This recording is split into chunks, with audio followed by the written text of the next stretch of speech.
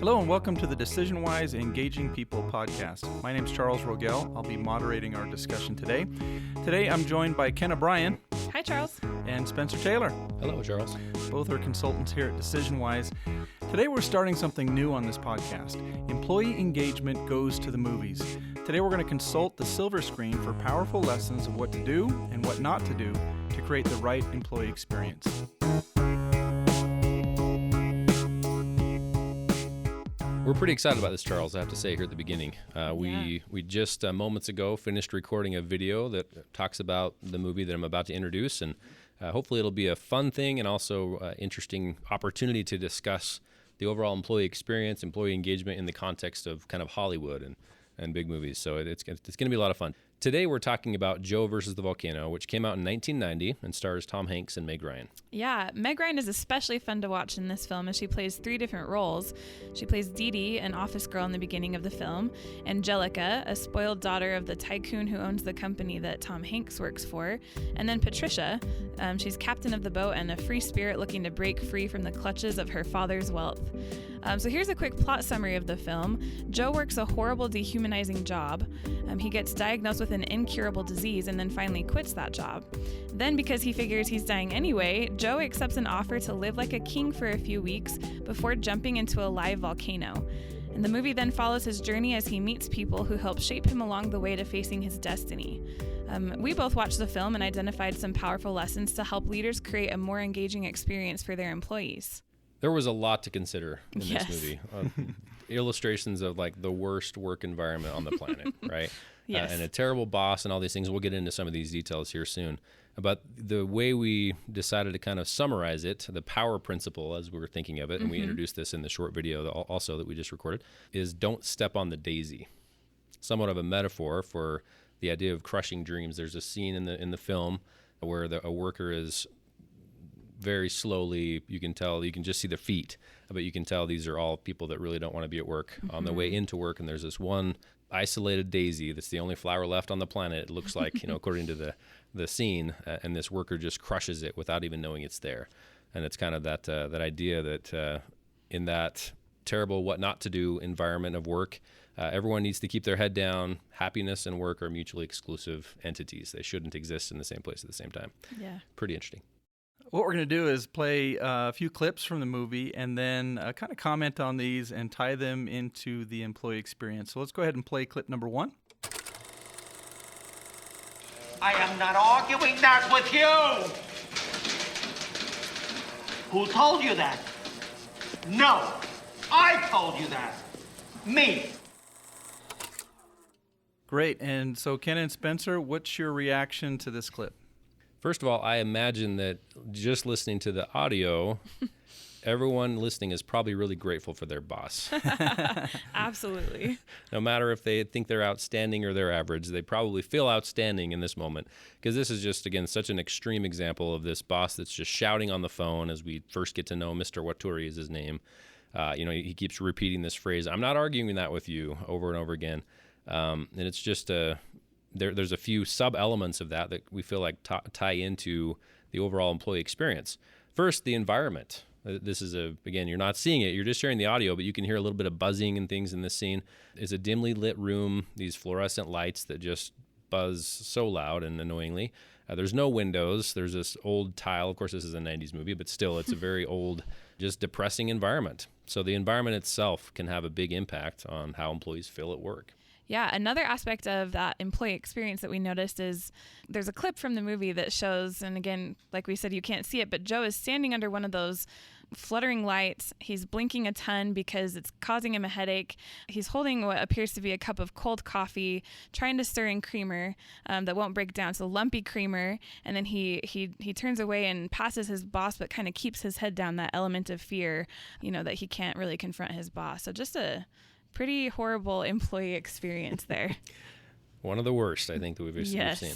Well, great. Now that we're really depressed, let's move on to clip number 2. I was going to do better than that, Joe. I was going to make you assistant manager. I want to make you assistant manager, but you're not flexible. You're inflexible. I don't feel inflexible. You're inflexible. Totally. And what's this about a doctor's appointment? You're always going to the doctor. I don't feel good. So what? You think I feel good? Nobody feels good. After childhood, it's a fact of life. I feel rotten. So what? I don't let it bother me. I don't let it interfere with my job. What do you want from me, Mr. Waturi? You're like a child. All right, so what's your reaction to clip number 2?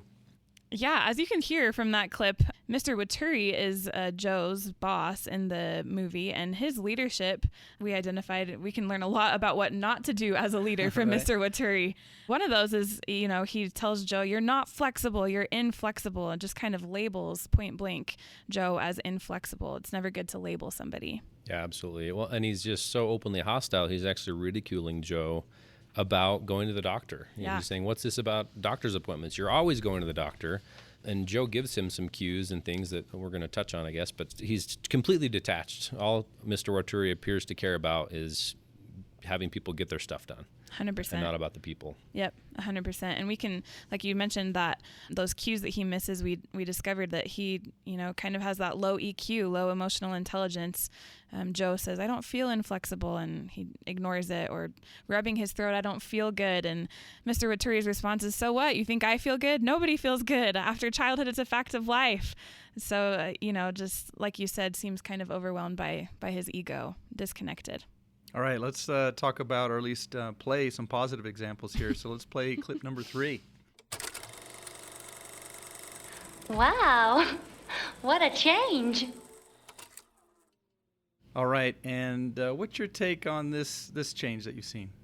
So this was a really brief clip. This is Meg Ryan's first character. It's Yeah. a coworker of Joe's. That's basically, he comes back from the doctor. He's been diagnosed with this, what he believes is a terminal illness.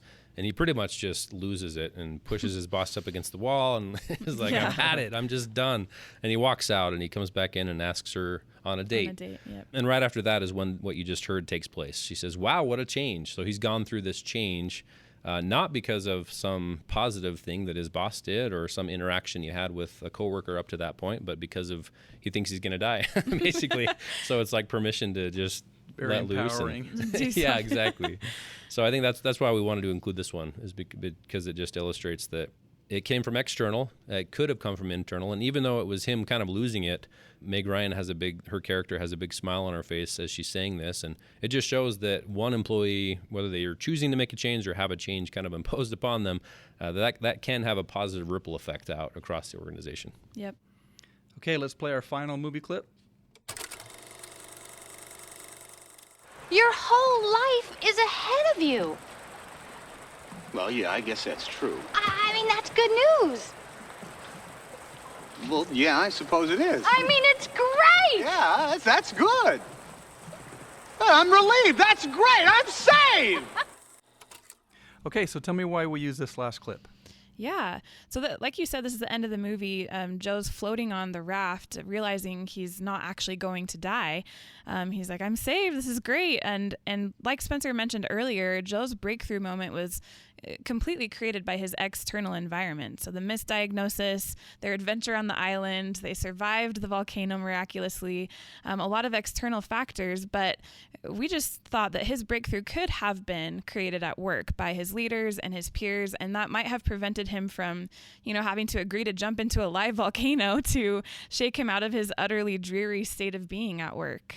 That's a lot of why we enjoy the work we do at DecisionWise, because we get to dig into those, we call them the magic elements, helping people find meaning, the right level of autonomy, growth opportunities, impact, connection.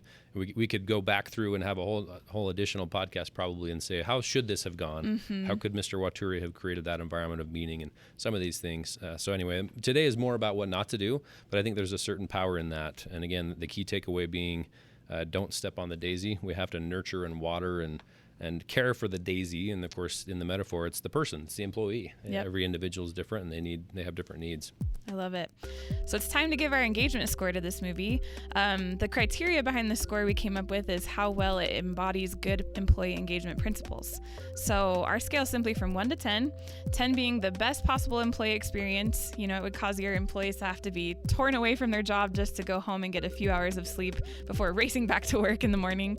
And 1 being the absolute absolute worst experience that would cause even the most motivated employee to opt for the lowest paying fast food job instead of remaining where they are?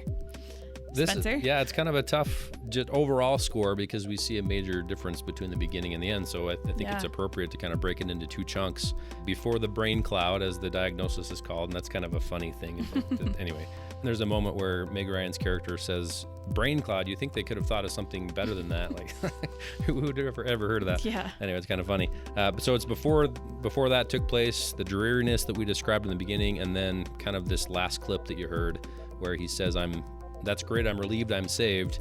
So Kenna, what do you think for the first half of or the first few minutes at least of the movie? How would you rate this?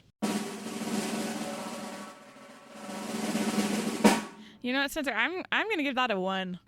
I'm going to give that a 1. Yep. I think that would be one of the absolute worst experiences. Yeah, and just to be different, I'm going to say a 1.001. There you go.